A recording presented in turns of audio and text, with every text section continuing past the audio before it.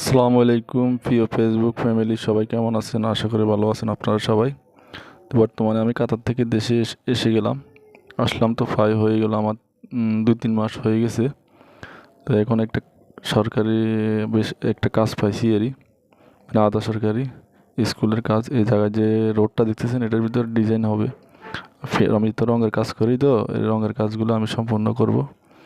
এই সিঁড়ি টিড়ি নিয়ে এগুলো পেন্ট হবে, যেগুলো সিঁড়ি দেখতেছেন লোকের তারা সেটি।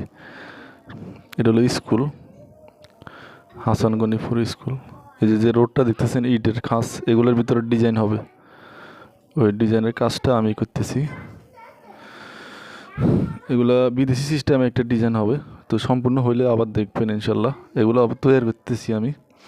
হওয়ার পরে ডিজাইনটা পুরো সম্পূর্ণ হলে আপনারা দেখবেন। এখানে গ্রিন কালার হবে ডিজাইনটা।